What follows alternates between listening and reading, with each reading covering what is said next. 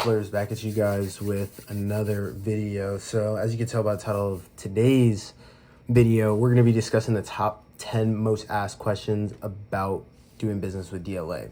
So we're going to get right into it. This video is not going to be too long. I want to give you guys the information short and sweet, nice and easy. So the number one most asked question that I get is, do I need an office to start? No, you do not need an office to start. We're coming up on, I think, as of this month, we're at like 91 companies or something like that over the span of almost 3 years now. It's almost going to be the 3-year anniversary of Namyad. And out of 91 companies, I would say more than half, probably like mid 50s to even like 60 of the startups, or most of the companies that we've worked with, because a lot of them have been startups, have been home-based offices. We've had people run stuff out of their garage. We've had people run stuff out of their living room. We've had people run stuff out of apartments. We've had people run stuff out of homes. So you do not need an office building to start. The next question is, how much do I need to start? So you can start with any amount of capital that you feel comfortable with putting up, right? Scared money don't make no money. But we do talk about how to get startups up and going for as cheap as $500. And the majority of that $500 goes towards getting a printer if you don't already have one, and then the mill pack software. Now, you can use VSM for your labeling, which is free, provided by the government once you win your first contract. And then you can use like an $80 printer. Additionally, there's a couple other softwares that we recommend. So I had this one company, and they've had some success, but they're like, okay, we want to increase our margins. We want to get access to information and pricing and availability that's not out there, for the general public. So they were considering using softwares, and I'm actually going to go talk to one of the software companies on their behalf later this week, because I'm meeting with them to talk about, hey, can I get like some kind of referral deal going for you guys? So you can start with as little as $500, and the majority of that will go towards like softwares and stuff like that. And then for your contract management, you can use Wave, which is free. They do have a paid version, or you can use Intuit QuickBooks as well. So you really don't need that much money to start. And then in terms of buying the products, just play with what you have available. So let's say you spend $300 on software and a printer, and then you're using QuickBooks, and only bid on stuff that's $200, and then just scale that, right? So mark your stuff up, 25%, which is $50. And then actually, I also want to clarify, I want to be fully transparent, that you will have to buy packaging material. You can buy it from Uline, you can buy it from Granger, you can buy it from every spec. There's a couple different websites. So let's just say you have $100, right? And you're using a $25% margin, that's $25 profit. And then if you're bidding a whole bunch, you should be winning multiple a week, and then multiple daily. And then you can just kind of use that money to scale and roll over. And then you can also get net 30 with a lot of the vendors that you can work with. So essentially, once you get net 30, the vendor will float you the product, and then you can actually tell DLA when you're submitting your bid, hey, I'm going to give this, if you guys can pay me, in 20 days, I'll give you a 2% discount or something like that to expedite the payment. Or you can do it on the back end once you win the award by submitting a post-award request and asking them to submit the payment, and DLA will pay you prior to that 30 days. And then you will then be able to use that money to purchase and pay off your vendor, and then you essentially did it with no money. Fun fact, only about 7% of the money in the world is like actual liquid cash, and then the majority of that is all just zeros and ones in a computer, right? When you apply for a loan to buy a house, and the house is $500K, and you only put, I don't know, what's 3% of that down, like $9K, and then after closing costs and stuff, right, you might end up spending $20K. The bank just created that $500 or that $480,000 out of not thin air, but zeros and ones. It's a loan, right? It's just it's a fugazi, it's a floozy, it's a woozy, it's a wazi. That's from Wolf of Wall Street.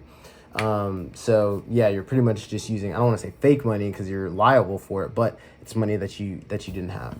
The next thing is, can I sell whatever I want? So yes, you can sell whatever you like. However, within the product markets and the products that DLA is asking for, they do have approved sources or companies that they want the material from.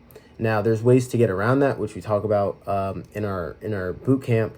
And there's different alternatives that you can provide, but it does have to be, if you're going to provide something, it does have to be from a company that is registered with the government, that has a cage code, and preferably is the approved source.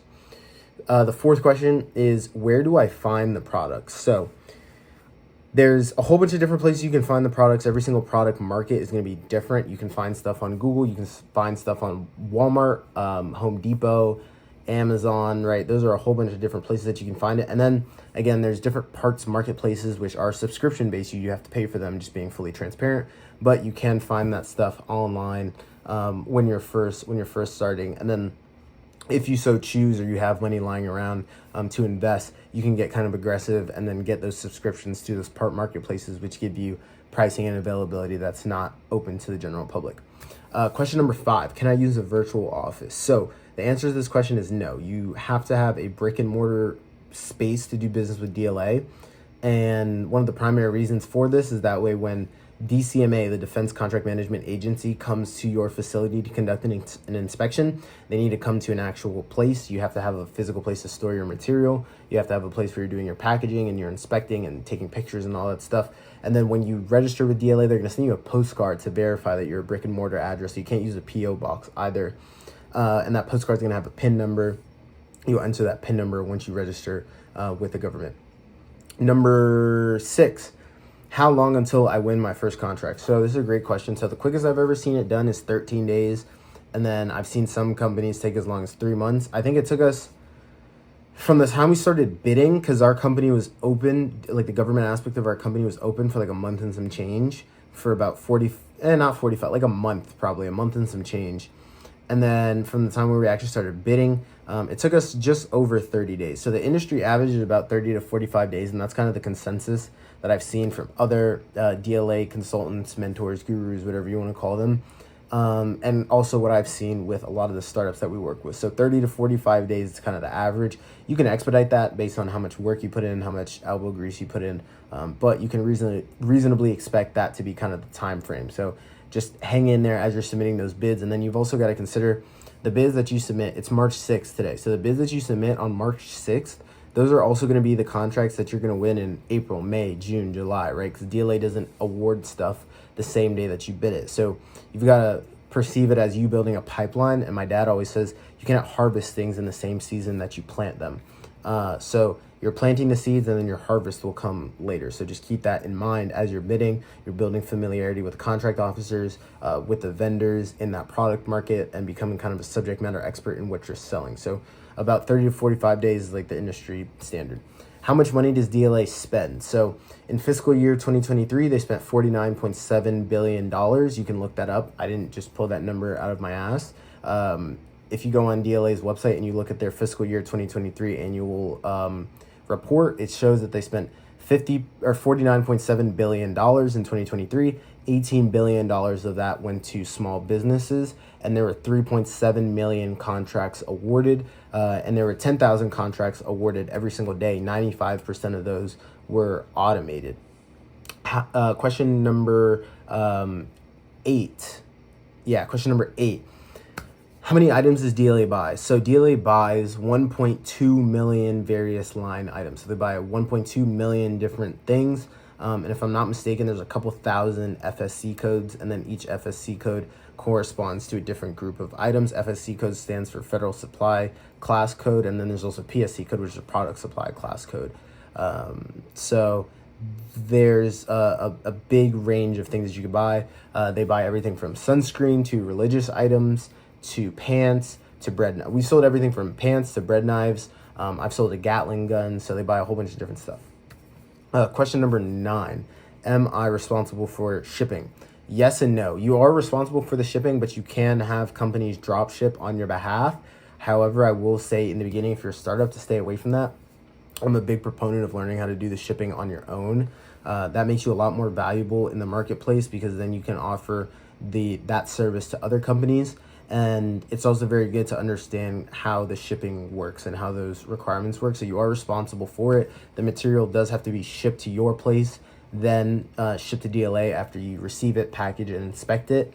You can have another company do the shipping on your behalf, but that company does have to have a cage code, and then you do have to list that with you do have to list that in Dibbs as you submit. So you'll see there's a when you're submitting in Dibbs, there's a little field that says packaging cage code, and then one that says shipping cage code.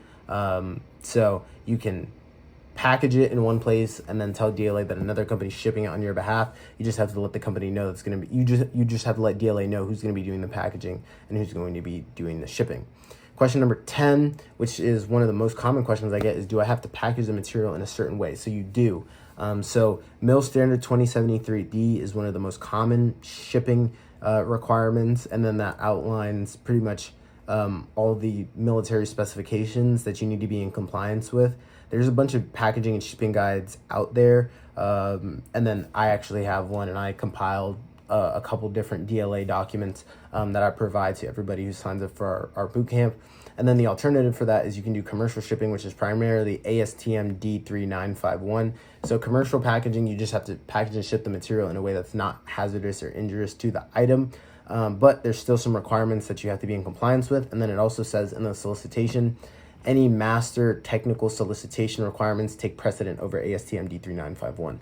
So if the material is commercially, if it has commercial packaging requirements in the solicitation, but that material has something that's specific to it, that takes precedence over ASTM D3951, which is commercial packaging. So those are the top 10 most asked questions that I get about doing business with DLA, and those are my answers. So please like, comment, subscribe. I hope this was informative to you. And as always, I am watching you guys from afar and cheering you on. So take this information, use it, get after it. Thank you guys for tuning in. I'll see you guys later.